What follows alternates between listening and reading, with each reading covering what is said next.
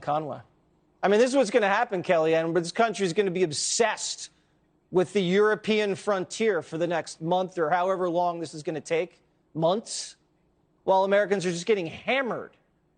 Crime, the border, the cost of living, getting hammered, and everybody's focus in Washington and the media is going to be Ukraine, Ukraine, Ukraine.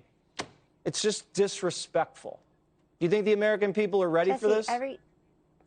No, look at the polls. They're not. The center has completely created around Joe Biden and Kamala Harris's agenda. And most of the problems in his administration are man-made problems. He created them.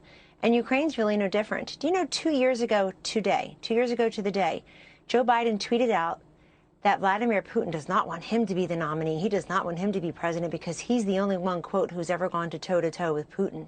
That's just not true.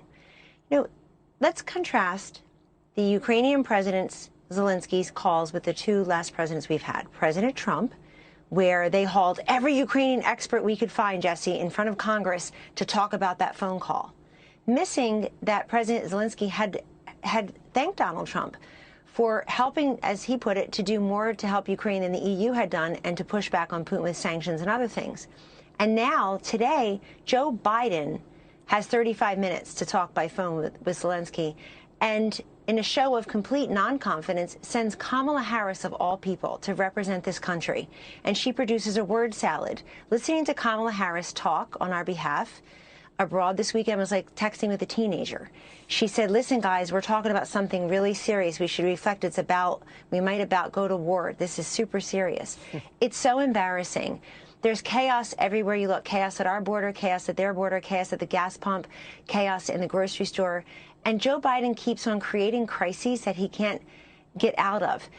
And the public sees it.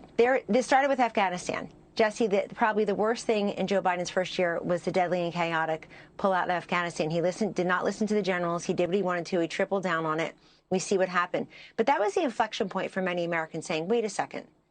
If there was one good reason to go backward from having a president that did not have political experience, they loved that about Donald Trump, and Obama only had a little bit of it. If there was a reason to go for the guy with 47 years in Washington, it would be for moments like this. You've got that experience. You were chairman of the Foreign Relations Committee. You know what to do. And now they're saying that's just the wrong kind of experience. He doesn't know which way is out. And it's funny that the way that you've cast this is so brilliant for this reason.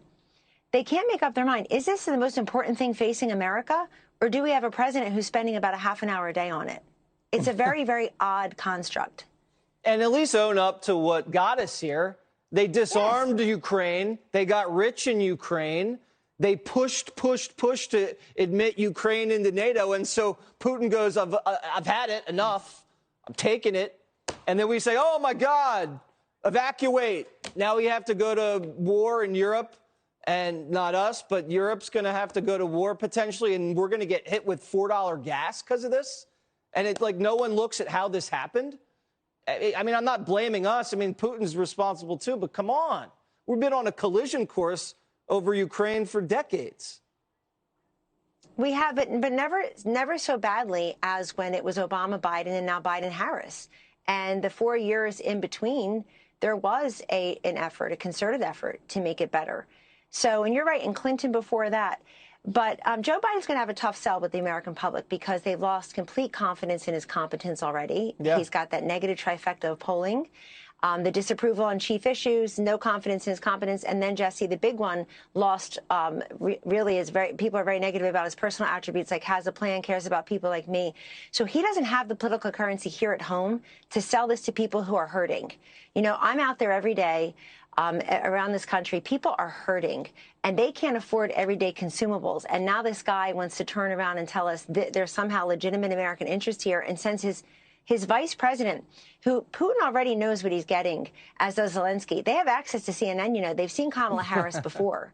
They know she's not up to the job. And it's very, you know, we can laugh all we want. I find it amusing to sort of mock her lack of preparedness. But let's just quote her own people, Jesse. They're the ones who told us that she's not interested in reading the briefing books. She doesn't do her homework, and then she gets mad at them when people like you say she doesn't do her homework. But let me tell you something. The Republican Party, the conservative movement, and Fox News did not create in her this poor performance, this incompetence.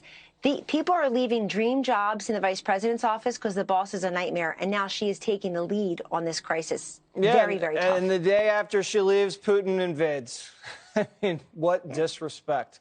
Kellyanne Conway, thank you so much for joining Jesse Waters Prime Time. Thank you, Jesse. Always. The government lied to us about COVID, about vaccines.